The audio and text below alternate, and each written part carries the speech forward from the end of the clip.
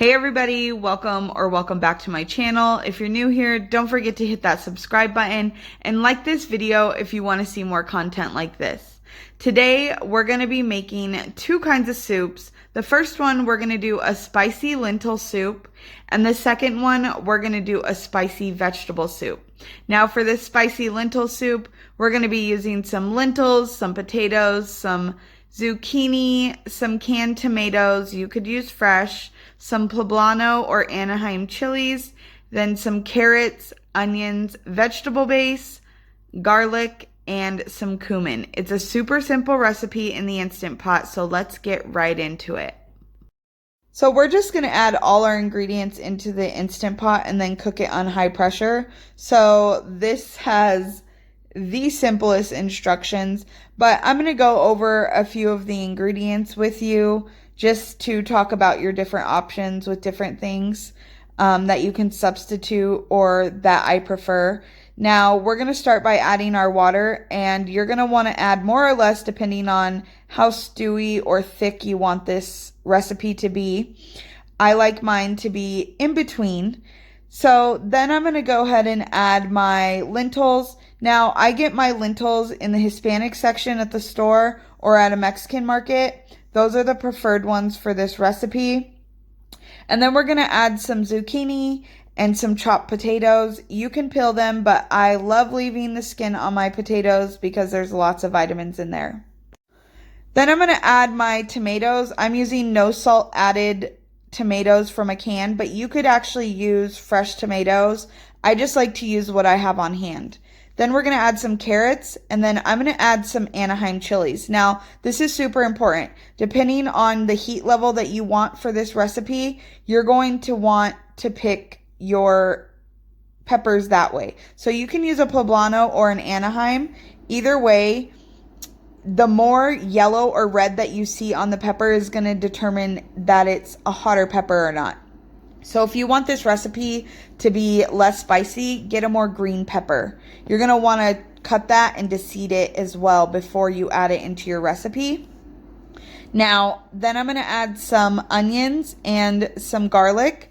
And then finally, I'm going to add my cumin and my vegetable base. Now, we're keeping this recipe oil-free because this is a whole food, plant-based, oil-free recipe. You could just use vegetable broth, or you could use vegetable base with water. I used vegetable base with my water, but I used the low sodium organic better than bouillon vegetable base because that one is oil free. So it's important to make sure that you get the organic one in order to keep this compliant if you eat the Forks Over Knives diet or the Eat to Live or whole food plant-based oil free diet.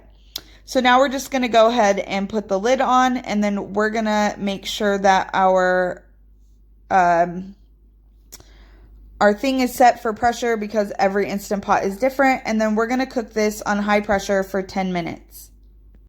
And as always, I'm going to let it naturally release for 10 minutes before I open it up, and then once I do, it is ready to go, and you can see it's pretty thick here, but once I mix it up, you can see that it's got some fluid to it. But like I said, if you want this a thinner soup, you're going to add more water. If you want it thicker, you're going to add a little less. I think this is the perfect consistency. And as always, all the measurements that I used today that I'm showing you right now will be in the description box below. And that's it for this one. This soup is super warm and comforting, guys. It's perfect for these last chilly days before the warm weather really comes through in spring. I know in Arizona, we're already starting to see it. So I really hope you give this one a try and enjoy. Now let's get on to our next recipe. Now for this recipe, we're going to make my spicy vegan vegetable soup. This is another quick and easy recipe in the Instant Pot. It does have a few extra steps, but I don't feel like it's that time consuming, and it's definitely more of a level up as far as cooking. It's not a basic dump and go. This recipe is spicy or unspicy as you'd like it. So let's go ahead and start this recipe. We're going to first start by making a chili paste of some sort. Now, I usually make this on the stovetop. This was my first time making it in the Instant Pot, so I did realize that I needed more water than I showed you in the video. I added 2 cups of water instead of 1. We're going to add our spicy chili. Now, I'm not going to butcher the name of this, so it'll be in the description box below. And you're going to want to use as many or as little as you want depending on the heat level. I feel like 4 to 5 is perfect, but if you want a spicier soup, you can use 7 or 8 of them, even 9, depending on the heat level that you like. Then we're going to add our guajillo chilies. These don't have as much of a spice, but you are going to want to make sure to take the seeds out of all your chilies before you add them into your pot and start boiling them. So I have my Instant Pot on saute mode, and we're just going to saute these for about 10 to 15 minutes. You're just waiting for these to get soft. As you can see, my water started to absorb, and that's when I realized quickly that I needed to add some more water. So as soon as these are done, we're just going to put these into our blender, and we're going to blend them up. And we're going to make kind of like a little bit of a sauce or a paste out of them. You're going to add the rest of the liquid and your chilies right into your blender. Now, if you don't have a high-speed blender, when you're done making this, you are going to need to strain it because it's going to have too much stringiness and like pulp and stuff left over. And if you have a Vitamix, you can just add it right in there because you know the Vitamix blends it up perfectly. But once you get everything into your blender, you're just going to want to blend that on high. I make sure I get all the juices and stuff in there. And you'll see that it's like a nice thick paste here in a second when I open up the lid. And like I said, you can see I still have a little bit of a thickness, and you're going to want to strain that. So I did strain mine. Now we're going to go ahead and get on to the next step, which is sauteing our onions. Now to saute our onions, we're just going to turn our Instant Pot back onto saute mode. We're not even going to clean it because you want all that flavor in your recipe anyways. The onions have enough moisture that you don't have to add anything. And of course, we're keeping this oil free. So we're going to do a dry saute, which I've showed you in previous videos, but it's super simple. If you're not familiar with it, you're just going to let those cook and sweat down. They're going to release their own moisture. You can add a little water as you go if need be, but usually it's not required. This day I did add a little just to get all of that flavor from the bottom of the pan. So once your onions are sauteed, then we're going to go ahead and add the rest of our ingredients.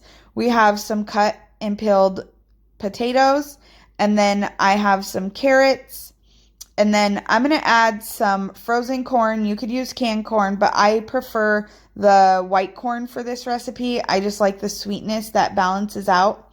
And then I'm going to add some green bell peppers. Now, I used frozen because I'm all about using what you have on hand, but you could use fresh. I just didn't have any on this day when I wanted to make this recipe for you guys. And then I'm going to add some fresh cut green beans. I wouldn't recommend using canned for this recipe. And then we're going to use some green onions. You're going to want to make sure that you use those ends of the onions as well because it's going to give it a lot of flavor. I feel like it's super important. And I make sure I cut mine down. You could leave them bigger if you'd like, but I feel like they get too stringy in the recipe. Then we're going to go ahead and add our minced garlic. Now we're going to add our vegetable base. Now this is the Better Than Bouillon Organic Reduced Sodium Vegetable Base. Again, as always, I just want to remind you it's important to use this one if you're following an oil-free diet because the regular brand does have oil in it. You could also use your own vegetable broth in place of the vegetable base and water in this recipe, but this is just what I use and what I feel really brings the flavor to the table. I absolutely love the Better Than Bouillon vegetable base.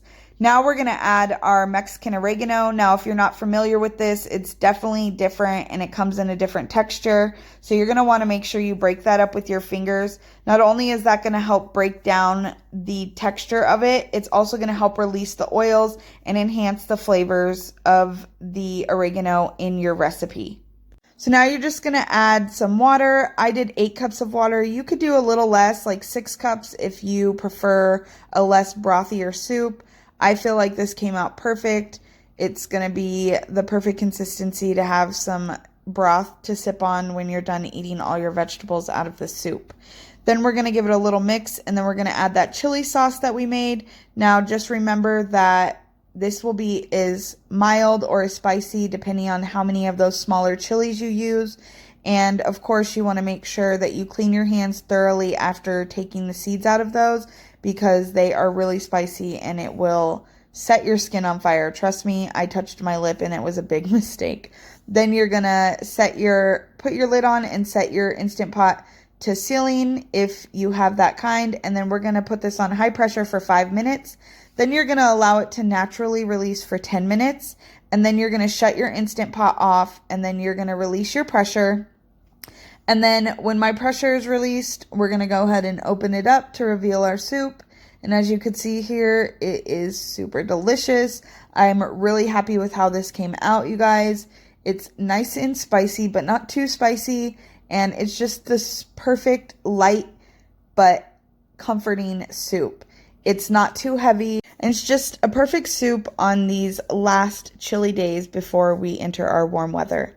So that's it for this video, guys. I hope you enjoyed both of these recipes.